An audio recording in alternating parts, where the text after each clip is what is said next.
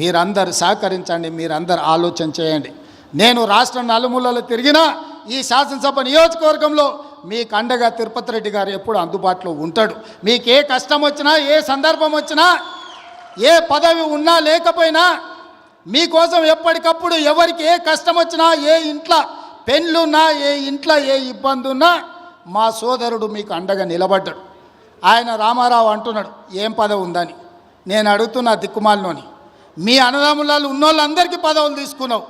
ఆయన నీ సడ్డకుని కొడుకుకి రాజ్యసభ తీసుకున్నావు, నీ చెల్లెల్ని ఎంపీగా ఓడగొడితే ఎమ్మెల్సీ తీసుకున్నావు, నువ్వు మంత్రి తీసుకున్నావు, నీ మా బావ మంత్రి తీసుకున్నావు, నీ నాయన ముఖ్యమంత్రి తీసుకున్నావు, నీ ఇంటిలి పదవులు తీసుకున్నారు.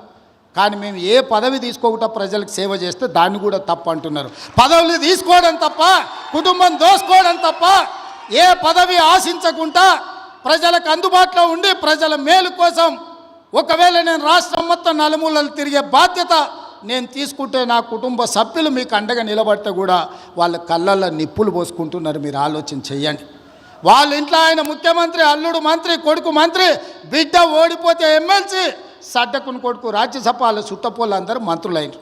నేను అట్లా ఎవరు నన్ను తీసుకున్నాను మా కుటుంబంలో మీరు చెప్పండి. ఏ పదవి లేకుండా నిస్వార్థంగా మీకు పనిచేస్తుంటే కేసీఆర్ కుటుంబం తప్పు పడుతుంది. అట్లెట్లా చేస్తారా మీరు?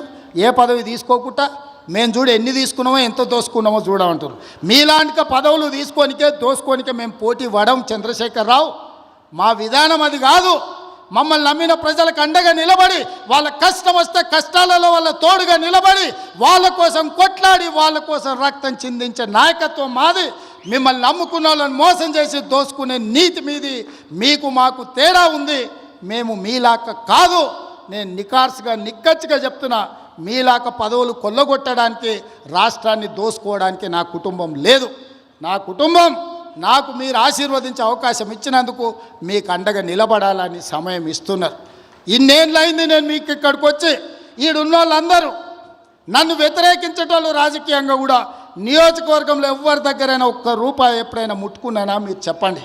చెప్పండి. మీరు వీలైనంత వరకు మేము సాయం చేసినాం. నేను బస్ డిపోకి భూమి ఇచ్చిన, నేను సబ్స్టేషన్లకు భూమి ఇచ్చిన, నేను పాఠశాలలకు భూములు ఇచ్చిన, నేను సొంతంగా కొని ఇవాళ కోస్గిల బస్ డిపోకు ల్యాండ్ ఇచ్చిన. ఎన్ని కోట్ల రూపాయల విలువనో ఇవాళ మీరే చెప్పండి. ఇవాళ మన సబ్స్టేషన్లకు భూములు కొనిచ్చినాం. ఏ ఊర్లో గుడి కట్టినా, బడి కట్టినా, ఎవరు పిల్లలు చదువులకు ఫీజులు కావాలన్నా, ఎవరు ఏం కావాలన్నా మా ఇంట్లోకి వెళ్ళి పైసలు ఇచ్చి కొడంగల్ నియోజకవర్గాన్ని ఆదుకున్నాం. పోయిన 5 ఏళ్లలో ఒక ఆయన ఈడ ఉండే ఏం వసూలు చేసిండో మీకు తెలుసు కదా, ఎంతమందిని ముంచిండో మీకు తెలుసు కదా. నేను చెప్పాల్సిన అవసరం ఉందా?